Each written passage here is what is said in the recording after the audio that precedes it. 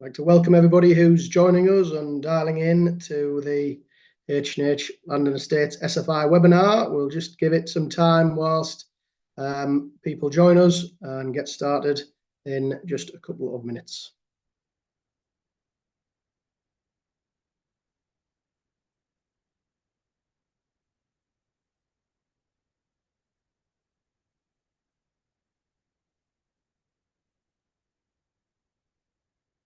Just again, welcome to those joining us for our SFI webinar this evening. Just give it a minute or so for everybody to join, and then we will get started.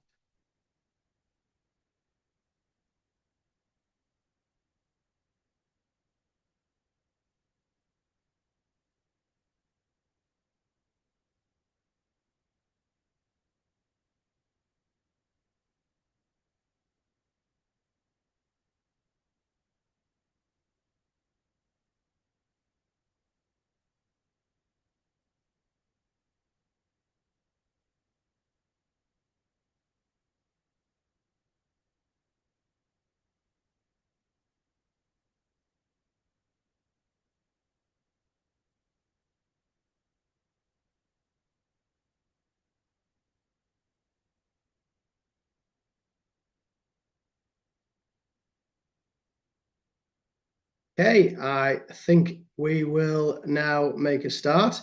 There will be some who join us thereafter. So good evening, everybody. My name's Tim Sedgwick. I'll be chairing tonight's webinar. This is the H&H Land and Estates SFI webinar. We've got a great panel this evening, and so this is this evening's agenda. So we want to show you and explain to you all the new actions that's available for you to apply for under the SFI 2024 expanded offer. So we'll start with some introductions, cover what is a sustainable farming incentive and the applications involved, look at some of the new moorland actions with examples, some of the new grassland options, agroforestry options, arable options, and how ourselves here at H&H Land and Estates can help you with these options and accessing the SFI 2024 funding. So here's the rogues gallery of speakers. So myself on the left with a very small role of just chairing tonight's webinar. Next along is David Morley, who is our very experienced Environment and Conservation Manager. Dr. Jake Moscrop, an Environment and Conservation Advisor. And last but not least, George Carney, who is our Rural Surveyor. So this is what we're covering, the Sustainable Farming Incentive 2024.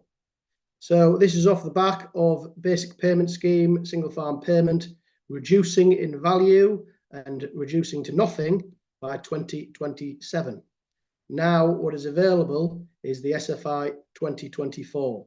So basically it is the SFI 2023 offer and mid-tier scheme under Countryside Stewardship combined.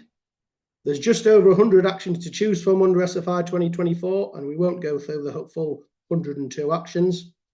Most of the agreements, once you're in SFI, is a 3-year. A few options are for 5 years.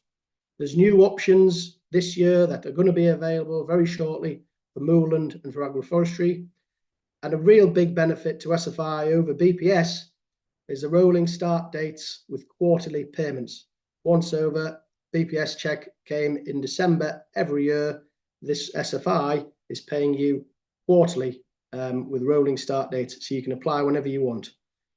Applications are made via the online rural payments portal. So without further ado, and to kick us off, is David Morley looking at moorland options. David, our Environment and Conservation Manager, who will take himself off mute, and then we will get run through. So David, over to you. Thanks very much, Tim.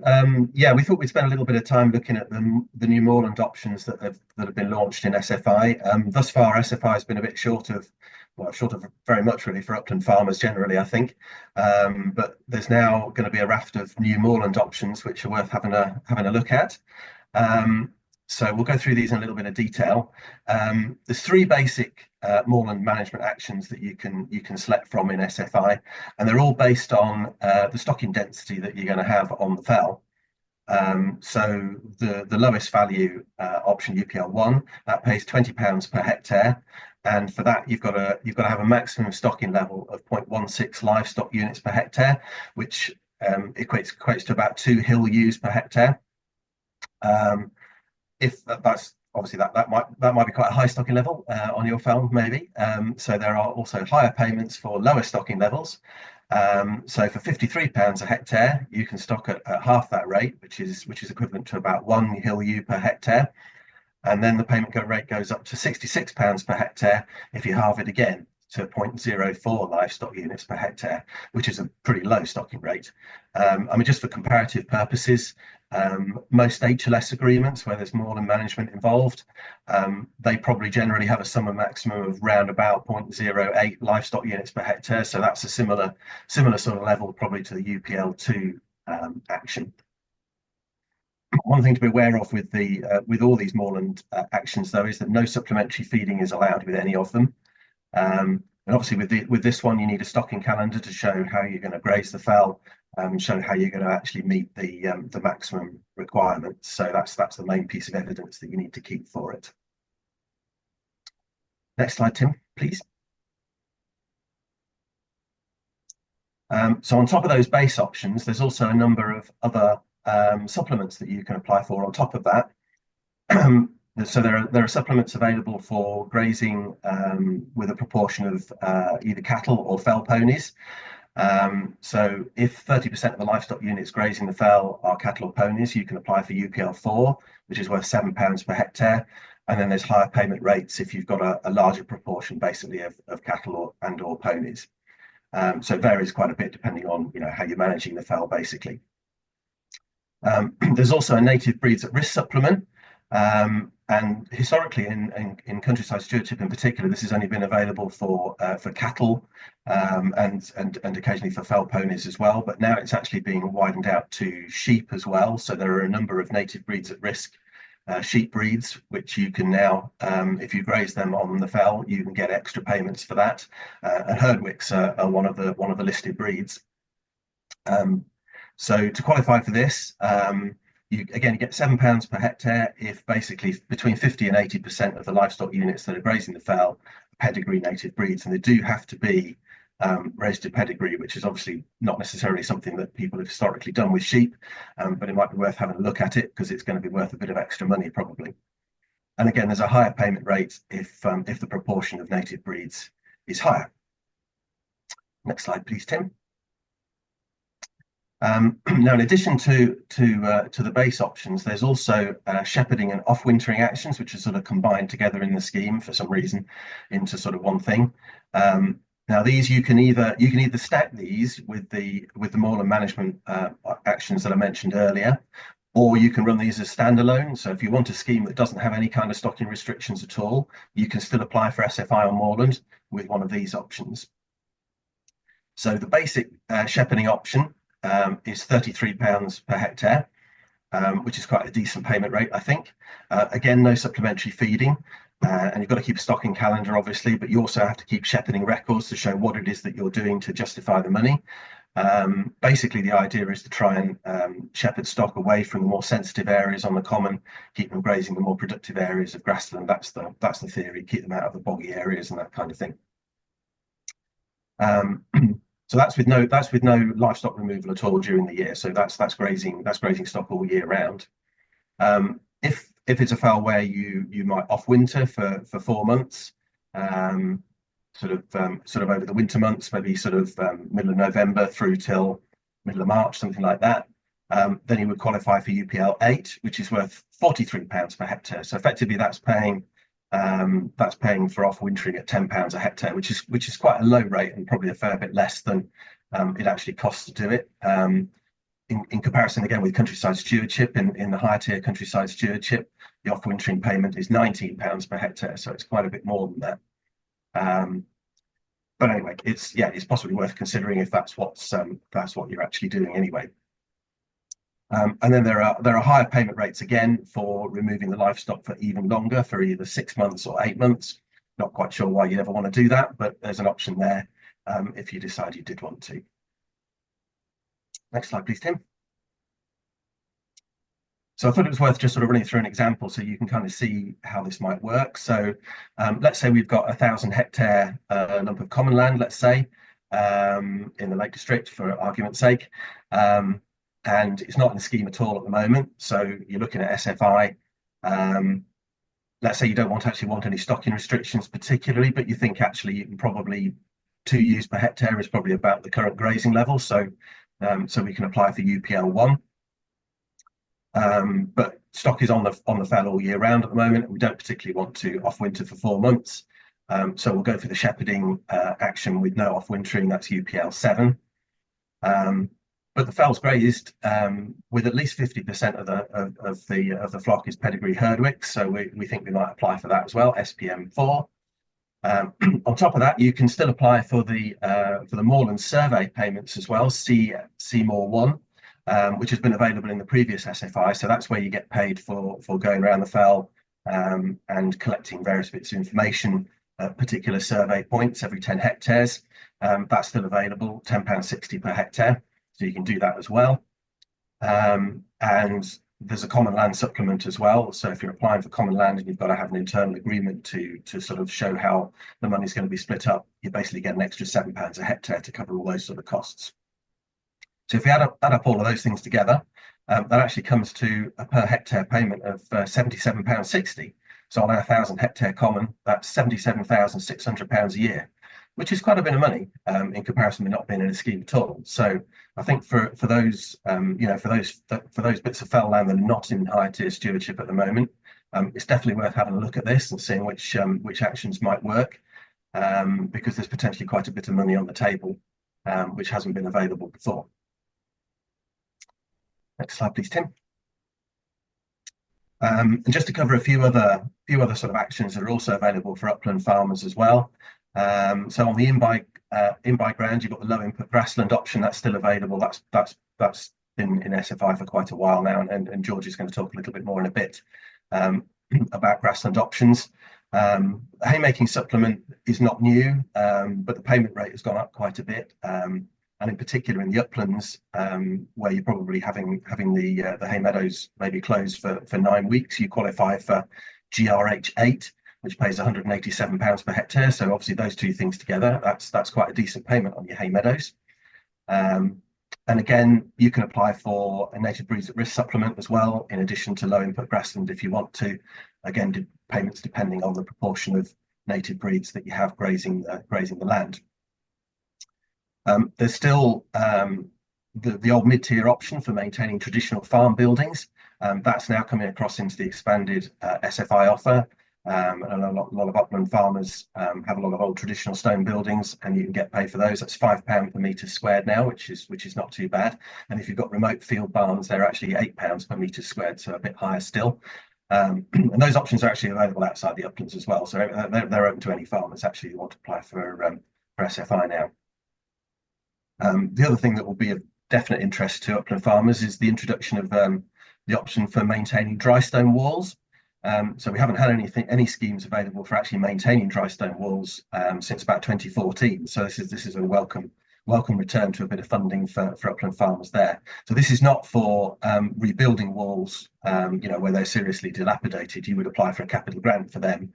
This is for actually maintaining walls that are basically in pretty good condition and they just need gapping up every so often. So on a typical upland farm where you might have, 10,000 meters of wall, this is going to be worth maybe £2,700 a year, which is just good money towards probably something that you're actually having to do anyway. So that's some good news for upland farmers in SFI. So I think that's the end of my bit. So I'm going to hand on to George, and he's going to talk you through a little bit more about some of the changes to the grassland options in the scheme. Next slide, please, Tim. Evening all. So as opposed to some of the other areas in the expanded offer, the grassland options haven't really seen too many additions, but there have been some notable amendments to the existing actions, which should be noted. In terms of the most popular actions, we expect these to remain to be the following three, starting with the least financially rewarding, CNUM2 being the legumes on improved grassland. This is effectively just having a crop of legumes within your grass sward, a mixture of one or more types, like for example, a mixture of red or white clover. You've got the first 12 months of your agreement year to establish this and to maintain it thereafter. And the payment rates at £102 a hectare, about £41 an acre. In terms of evidence to make sure that you don't come a cropper on an inspection, just make sure that you've got up-to-date photographic records of legumes being within your sward, and also probably careful to know if you're spraying for docks, how this may impact sort of the population of legumes in your sward. Moving up the payment ladder to C League 3, this has had a change of code from the League 1 and League 2 in the previous iteration of SFI, and that's managing grassland with very low nutrient inputs. You'll receive a payment rate of £151 a hectare, about £61 an acre. And under this option, you're limited as to the amount of fertiliser that you can put onto land to 12 tonnes per hectare farmyard manure or equivalent nutrients as are available in fertiliser and other organic manures. One thing probably to note with this option, you're not allowed to plough or reseed any land that you enter into it. And if you're cutting it for hay or silage, no grazing for 7 continuous weeks prior to cutting. Again, moving up the payment ladder, one option that received quite significant uptake in the last SFI 2023 offer is herbal lays. A very good payment on this at £382 a hectare, about £151 an acre. There have been some notable amendments to the wording around this action in the expanded offer. As you can see below, the herbal lay seed mix now has been simplified somewhat. You now need 1 grass species, 2 legume species, and 2 herbal wildflower species within your sward. As with the legumes on improved grassland, you've got the first 12 months to establish these within your sward and maintain thereafter. In addition to the alterations surrounding the seed mix, you're also limited in the amount of fertiliser you can put onto herbal lays now, which wasn't really present in the last iteration of SFI. Now you're not allowed to apply more than 40 kilograms of nitrogen per hectare per year, and this is really just to stop the grasses out competing the other species within the sward. It's still early days with regards to how inspectors are going to sort of pick up on the herbal lays, but we do advise that you choose which parcels you put your herbal lays into quite carefully and make sure that they've got a good chance of establishment. And yeah, so next slide, please, Tim. Just before you start on the new grassland options, just like to remind everybody where there is a question and answer box. So if you do have questions, please pop them in to that box, and we will take them at the end and go through your questions. So sorry to interrupt, George, back to you. No worries. Yeah, so a new grassland option for 2024. This actually comes under the actions for water bodies, but it does really relate to grassland, and that's the WBD 6 and WBD 7, removing livestock from grassland during autumn and winter. You receive a payment of £115 a hectare, about £46.50 an acre. In terms of eligible land on this one, you can only enter land that drains directly into a watercourse and is located directly next to a watercourse. You've got to prove that the parcels are prone to waterlogging, compaction, poaching from animals. To sort of provide this evidence, it's best to include it in your soil assessment if you're carrying one out. And if you're entering non-SDA land into this action, it's stipulated that it can only be intensive grassland, which usually receives more than 100 kilo of nitrogen per hectare per year. What's involved in this action to make sure that you adhere to the prescriptions? You've got to remove livestock for 5 months during the autumn and winter, usually between October and March, but that may differ slightly depending on where you are geographically. It's probably a good one sort of to consider if as an alternative to overwintering sheep. And yeah, a decent payment right there, really. Next slide, please, Tim. As David briefly touched on, there are some supplements that you can add to your low input grassland options now, which can really make a difference to the payments you receive. The first of which being the haymaking supplement. So this really entails you not grazing or cutting it 8 weeks prior to harvest of the hay crop. You need to make sure that you allow the grasses to set seed and probably maintain an up-to-date photographic evidence that that's happened. Once cut, you must also leave an uncut margin around at least half of the edge of the area that's entered into this action. And the action's aim really is to provide shelter for invertebrates. So in terms of payment, you'll receive £157 per hectare if you leave the grass for 8 weeks without grazing or cutting prior to harvest. And if you leave it for 9 weeks under the late cut option, you'll receive £187 a hectare. So they're really decent payment rates there, especially when you consider that this is being added to the £151 a hectare you'll get for your low input. Next slide, please, Tim. So yeah, in addition to the haymaking supplement, there are a couple of other supplement actions that you can add on to your any land that's entered into low input. First of which being the lenient grazing supplement. This action's aim really is all about creating habitat for insects and providing spring and summer invertebrate food for birds. So eligible land, it must be entered obviously into the low input grassland option and have at least one hedgerow boundary, and also have scrub cover close to the parcel. The wording within the guidance says that this should usually be around 200 metres away. To ensure that you adhere to the prescriptions, you need to manage the sward so that there's a range of tall and short grasses are present at all times. This is likely probably done by lightly grazing with cattle or a combination of cattle and sheep. Another supplement that's new into the SFI expanded offer that you can add on to your low input grassland is the cattle grazing supplement. This is where you need to maintain at least 60% of the grazing livestock units as cattle.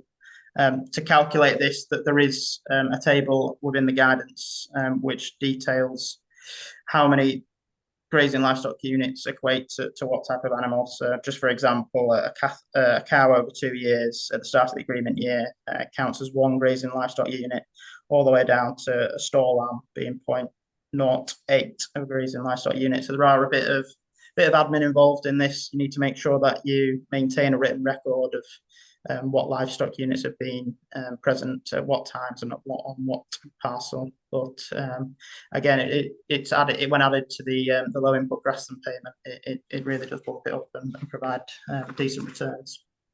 Next slide, please, Tim. Yeah, so moving on slightly away from the grassland, there are some new actions that have come in for water bodies within the expanded offer. The first of which being WBD1 managing ponds. You'll receive £257 per pond, and you can enter a maximum of 3 ponds per hectare into the action. In terms of eligibility, the ponds have to be greater than 25 square metre and under 2 hectares. The action's aim really is to maintain clear and clean water of a range of semi-aquatic vegetation and allowing submerged and floating pond plants to develop. To sort of ensure that the action's aims are met, it's best to control the scrub around the edge of the pond by lightly cutting and grazing it with livestock and avoiding livestock trampling, which can make the water turbid and slightly cloudy. It's important to note really that you're not allowed to change the pond's profile at all. That includes filling them in, and in addition to that, you're not allowed to artificially introduce plants or animals to the pond or supplementary feed any fish that may be present. Probably a good action, because I imagine a lot of you out there are already carrying out carrying out this. So you may as well get paid for something you're already doing, although it's not the best payment rate. It's it does help. So next slide, please, Tim. Another addition to the actions for water bodies, managing ditches. You get paid £4 per 100 metres for both sides. So although not the most appealing payment rate, if you're already doing the following, it's probably something to consider. In terms of eligibility, the ditch must provide a boundary to the field, must be man-made, so natural streams and don't count, must have vegetated banks and must have a regular standing or flowing water through it. Again, important to note that ditches within SDA below the moorland line are ineligible for this action. In terms of what you need to do to adhere to the prescriptions, you need to cut vegetation in a rotation, and that's up to half the length of the ditch bank in any year of the SFI agreement. And you can only carry out in-channel management no more than once during the agreement. And in-channel management really includes cleaning out silt vegetation and cutting vegetation in the ditch channel. You're not allowed to reprofile the ditch in any way by increasing its depth or width. Next slide, please, Tim. So I will now hand over to Jake Moscrop, who will talk us through the new agroforestry options that are available in the expanded offer. Thanks, George. So under SFI 2024, the government has introduced agroforestry actions for the first time to the scheme. So currently we've got 2 agroforestry options in the scheme. Both actions are designed to establish an area where there is a combination of both low density trees with arable or horticultural crops in between these trees, or alternatively grassland, which can be used for forage for livestock. So the 2 options are maintain very low density infield agroforestry on less sensitive land, and this pays you £248 a hectare. The other option is maintain low density infield agroforestry on less sensitive land at £385 a hectare. So the purpose of these options are to reduce soil erosion, to improve water quality and air quality, also to provide shelter for either crops or for livestock, and obviously to capture carbon as a result of planting the trees. Now, what is meant by very low density? That means that there would be on average 30 to 50 trees per hectare, and usually these would be planted in rows, with each row being at least 24 meters apart, and every tree in that row being at least 3 meters apart from its neighbor. Alternatively, you could plant trees in a grid in a field where every tree in that grid is at least 15 meters apart from its neighbor. Now, the other option, the low density, what that means is there's an average of 51 to 130 trees per hectare. So you can see that's slightly more dense than the very low density option. Again, these would usually be planted in either rows or a grid system, with the minimum spacing that I just mentioned before. Next slide, please, Tim.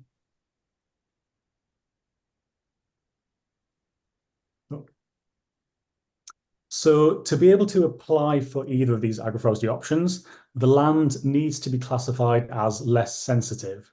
So to find out if your farm is in a less sensitive area, you can visit the Forestry Commission's SFI agroforestry map online. So if any of you have a smartphone, you can scan the QR code that is on screen right now, and that should take you directly to the website. So on the right-hand side of the screen here, this is what the map should look like, and you can zoom into your area.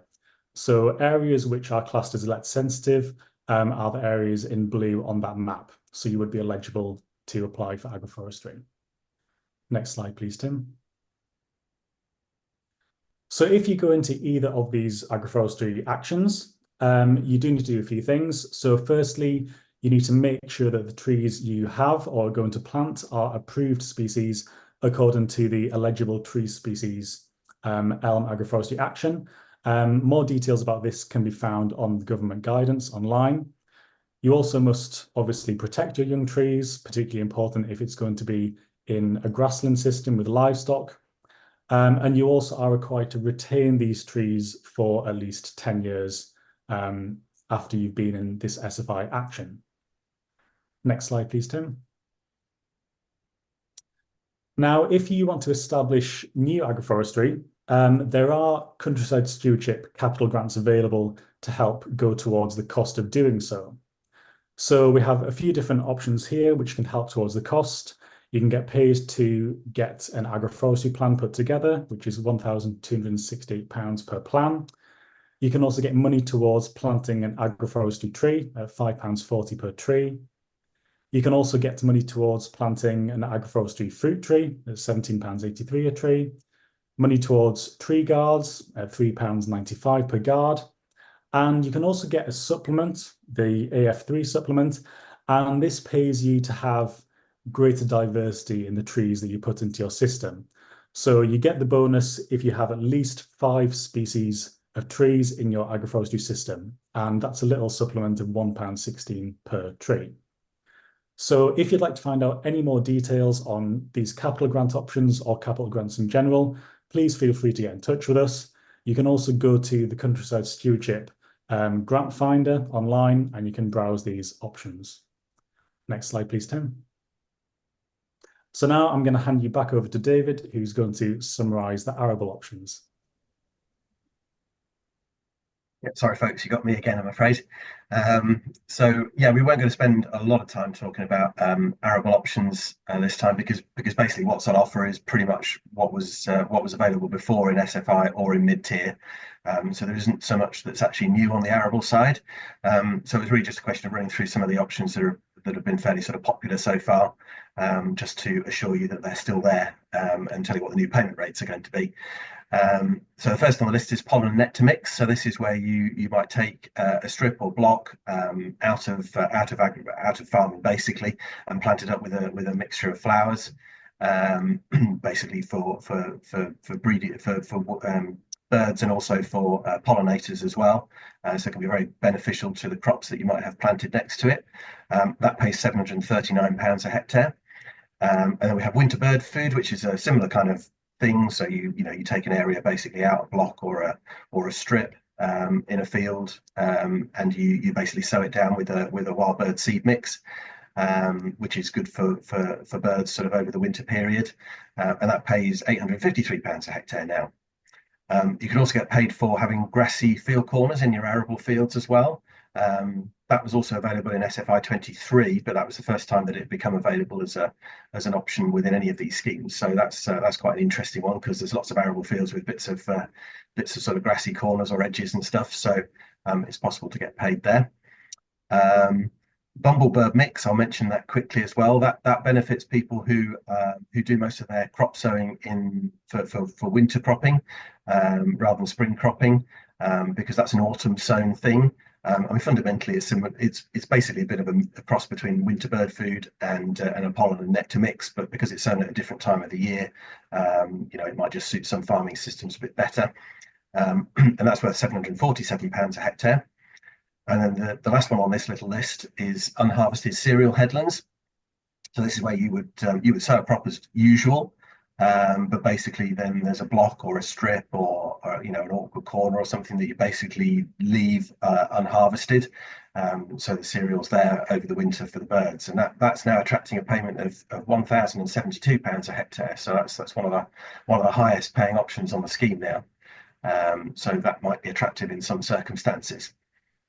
Now, all of these options that I've been talking about there, they all involve taking land out of agricultural use, and until fairly recently, it was possible to put your whole farm into one of these options if you wanted to, but the government decided that was a bad idea. So they've now limited these options to 25% of your farm in total, using those sort of options that take land out of use. And there are a few other options that fall into that category as well, which you can check on the gov.uk website. Another arable option I was going to mention, because it doesn't take land out of agricultural use, is and it's a quite attractive one in some circumstances, and that's whole crop spring cereals.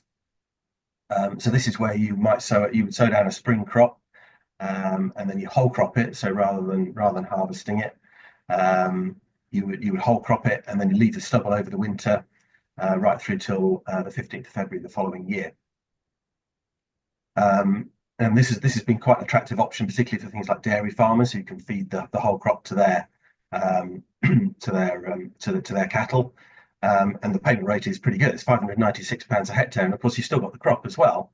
So in some ways that's one of the most appealing actions in the scheme.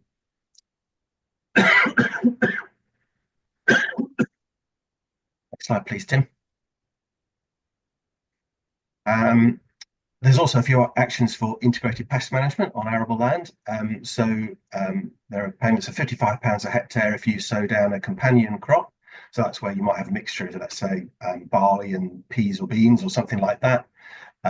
So the idea of this is obviously to have a little bit more diversity in your crop, which is good from a sort of habitat point of view, but it's also good for soil structure. Improving the sort of soil health that you might have, because things have different sort of root systems. So that's worth considering if that fits within your farming system. And if you can manage to manage your arable crops without insecticides, there's also payments available for that.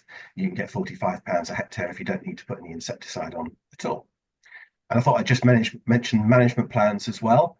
I mean, these are available not just for arable farmers, actually these are available for everybody. If you need them. So you can apply for a grant for having an integrated pest management plan, which pays £1,129 a year. I mean, obviously it might cost you a bit to get one set up in the first place, but once you've done it, of course, you can carry on getting paid every year for that. So it could well be worth it.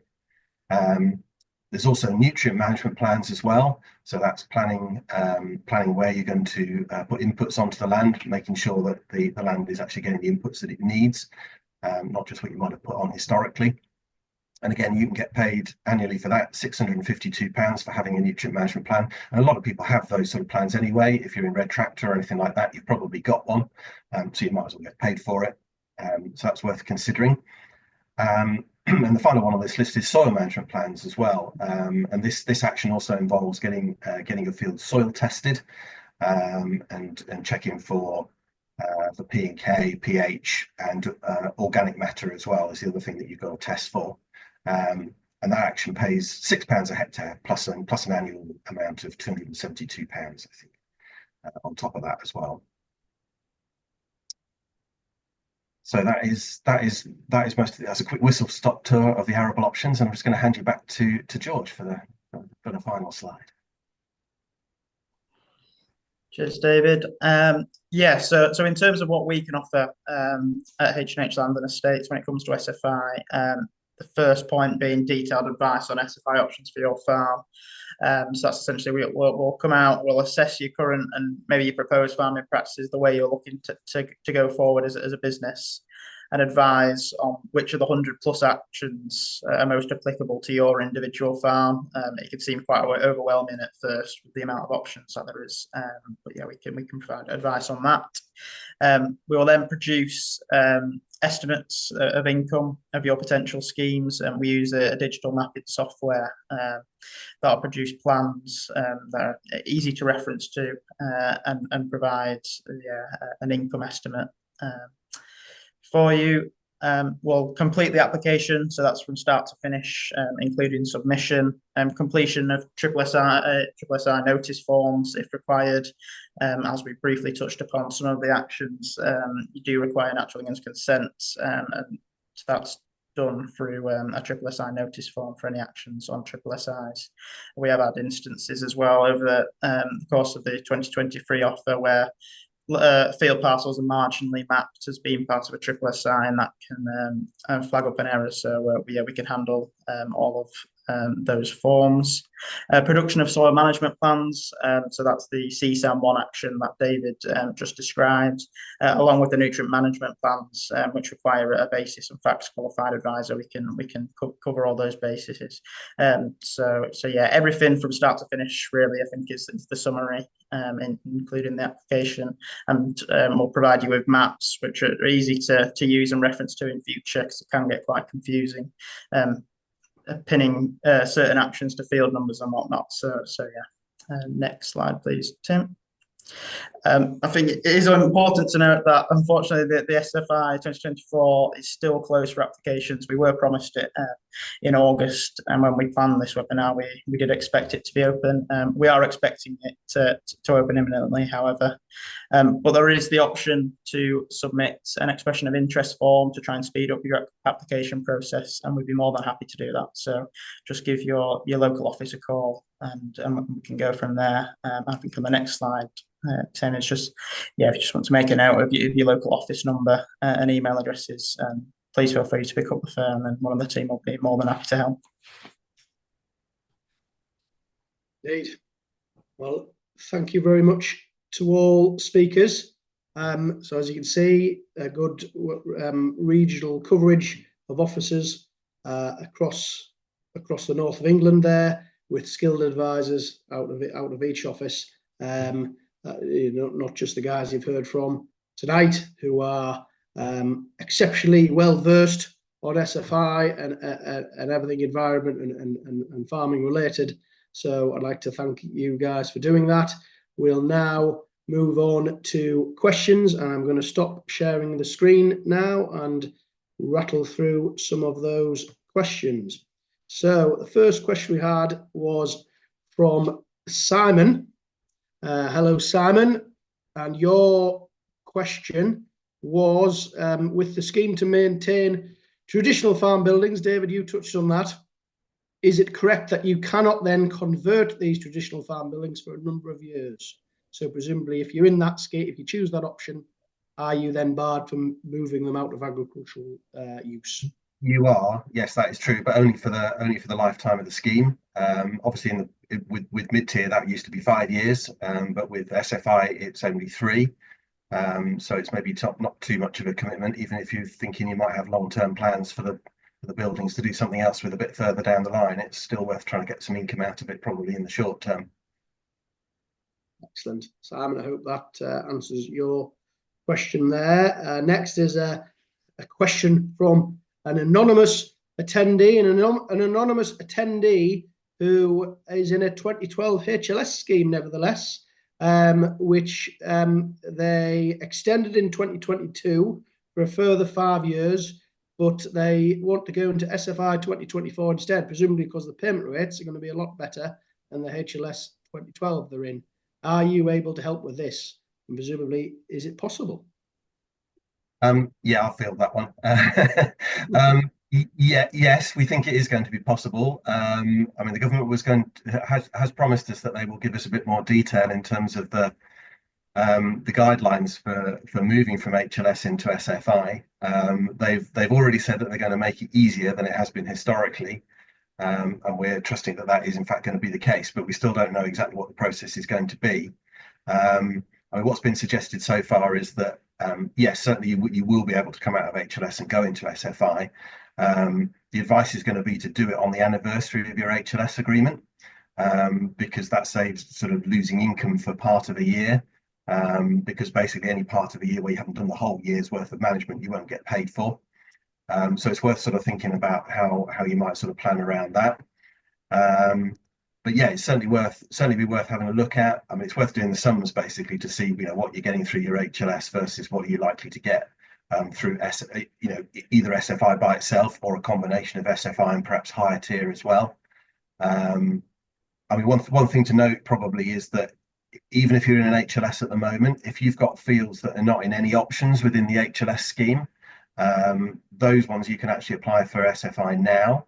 So you don't necessarily have to come out of the HLS in order to benefit from SFI as well. So it's worth having a look at your agreement in some detail to really check whether whether that's actually the best move, or whether you actually want to keep the HLS going or do that in a combination of that and SFI or whatever it might be. So yeah, best to get some advice. So yes, we can certainly help with that.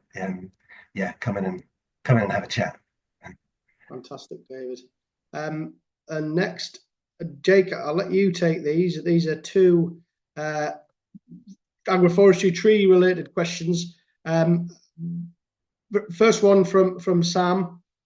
Agroforestry, can it be for already established trees in fields that are not in a grid or row system? Yeah, so in the SFI guidance, it does specify that they would usually expect them to be in grids or rows, but that suggests that you can have them not in that system. It also does say that you can either have already existing established mature trees or you can have newly planted trees and saplings, as long as those saplings are left to mature into fully grown trees.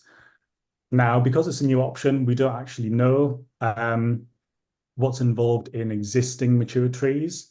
I think the important thing to note is the density of those trees. So if it is between 30 to 50 trees per hectare for the very low density system, or 51 to 130 trees for the low density system, that should meet the requirements of the scheme.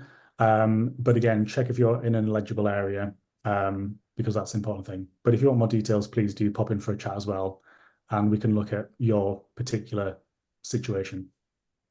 And this is on the question raised by James Onions. I promise his question won't make you cry. Are they presumably the grants only available for new trees? I think you've answered that, but just to reiterate again.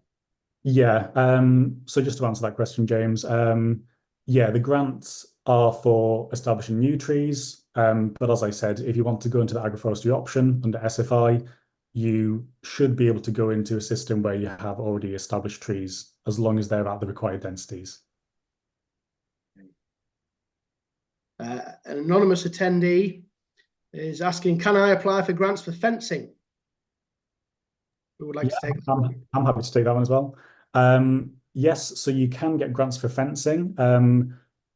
That would be under Countryside Stewardship capital grants. So you can get the FG2 sheep netting fencing grant.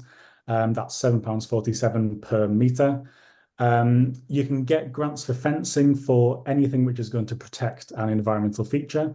So that could be to protect, say, hedges or trees, waterways, anything like that. So as long as it's protecting an environmental feature, you can get money towards fencing it off.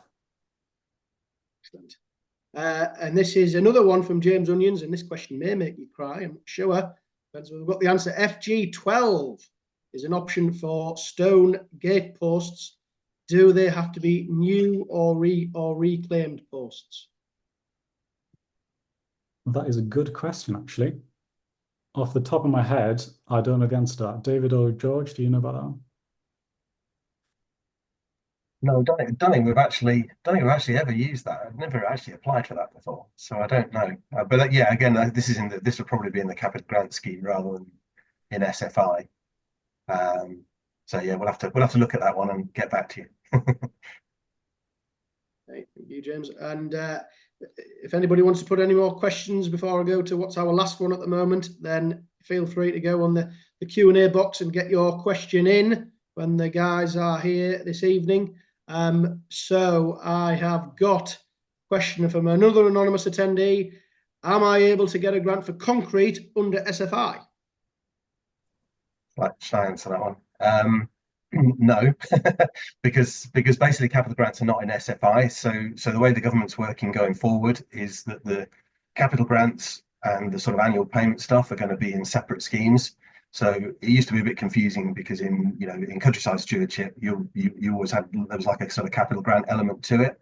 That isn't going to be the case going forward. So basically all capital grants sit within the capital grant scheme, not within SFI.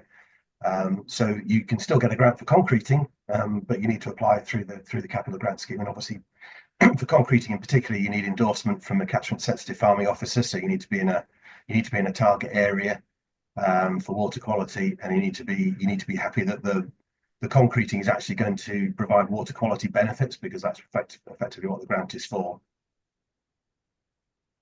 Okay, so yes, but not under SFI, and I think if we were to take stock of how many football pitches worth of concrete we have got in grants, you'd probably the whole 92 clubs in the Premier League and in the Football League. So there's been a lot of that done over the years, David, hasn't there? So question here on you, George, to bring you in. Hopefully you know the answer to this one. And from Barry Williams. And Barry is asking, can you stack low input grassland and legume improved grassland on the same area? Yeah, so unfortunately you can't with those two actions. It's either one or the other, I'm afraid. In terms of stacking options, as I mentioned, there are plenty of supplement payments that you can add onto your low input grassland. But in terms of having both of those options on the same parcel, no, unfortunately you can't. Just on that, you can stack the low input grassland and the haymaking supplement, and that gives you a fairly hefty payment of about 100. I'm working acres, £125 an acre. If you're already doing it, you know, compared to getting the £85 or £90 an acre under BPS, you know, just doing that £125 an acre is a fairly good thing to do. And you could, George, just on you, can you then stack low input grassland, haymaking supplement, and the cattle supplement? Can you have all three of them on one? I believe you can. As far as I'm aware, unless anybody else wants to correct me. Yeah, I believe you can. So yeah, if you're already doing it, especially, there's some great payments there on offer. Okay, and on Sam is asking on LGL2, do you need to drill ryegrass even when ryegrass is already established in the sward? I assume, well, the IGL2 option, that was from the previous SFI 2023, is now CIGL2, is the winter bird food on improved grassland. Not sure in relation to that question, but it's that action is one of those that's limited now to the 25% of your farm holding, and is effectively, well, what you need to do is cut it for silage. And allow it to go to seed for the following year. So that means not grazing it over winter. In terms of the ryegrass there, especially, I'm not exactly sure what trying to get at. If anybody else wants to come in, and I don't necessarily need to drill anything new. No. It's can be your existing sward, as far as I'm aware. And yeah, it's just a case of putting it in a way that allows it to go to seed and then not grazing it thereafter throughout the winter. I mean, there's a great payment option on that, £515 a hectare.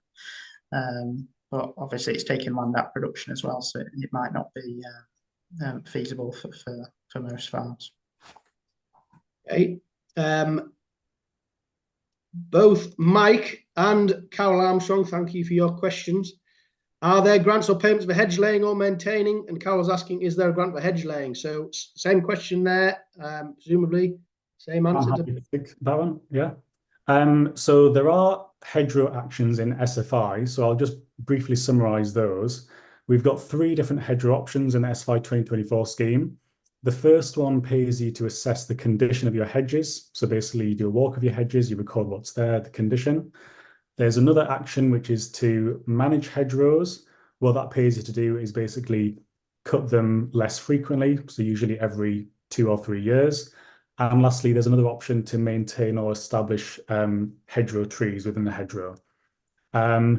If you're looking for grants for planting or gapping up or relaying hedgerows, that would come under countryside stewardship capital grants. So you can get money towards planting new hedges. So that's BN11 is the code, and it pays £22.97 per metre. There's also an option for, I think it's gapping up, which is BN7, and that pays £17.22 per metre. And lastly, there's another option in the capital grants for relaying hedges, and that's your BN5, which is £13.52 per metre. So there are some hedgerow actions in SFI, but if you want to plant new hedgerows or gap them up, that's capital grants. Thank you, Jake. Neil Bancroft asks on AHW8, which is the whole crop spring cereals and stubble option, is it possible to stack an option on top of this to be able to grow a cover crop to graze sheep on?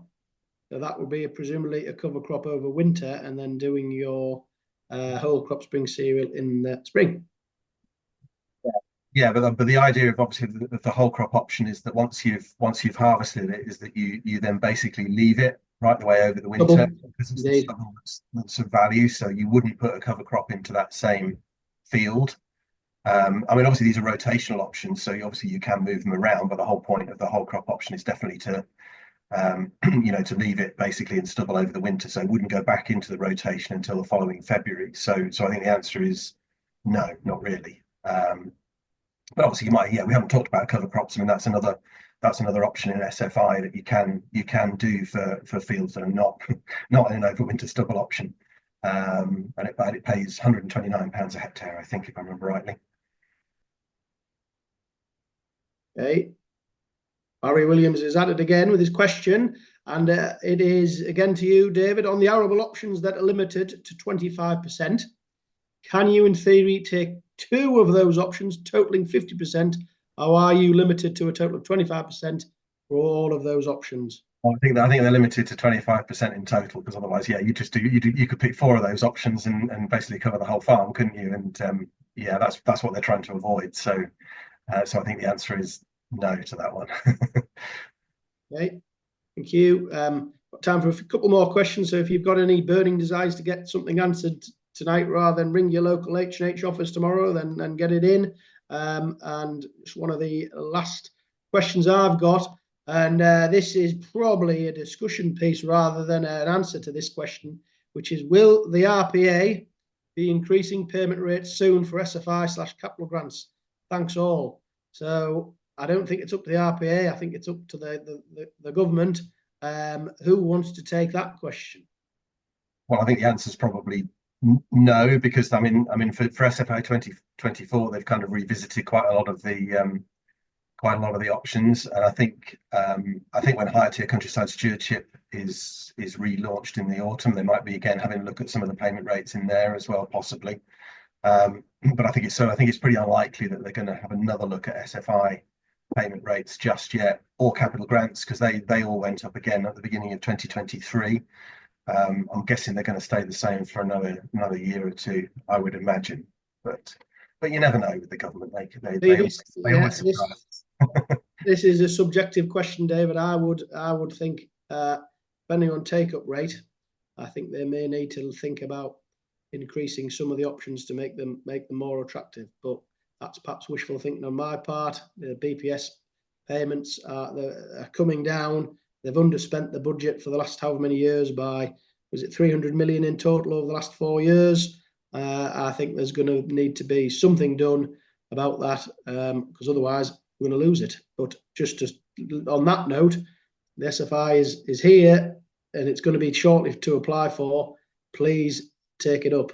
Please ring your local H&H office, get that advice from our guys. They know absolutely what they're doing. So please do try and take it up if you can, because if we don't take the SFI up, or we don't get the money spent, then they'll simply take it away. So that's the sort of note I want to end on. Please do take the advice. Please do engage with it and try and get into it. So without further ado, I'd like to thank you all for joining us this evening. Hope you learned something. This has been recorded and will be shared on our website via social media and emailed to all of those who have left their email on the registration process. So thank you for attending. Thank you very much to our panel for an absolutely brilliant, informative webinar. I'd like to invite the panel to stay on whilst our participants leave. So thank you very much, and have a great evening.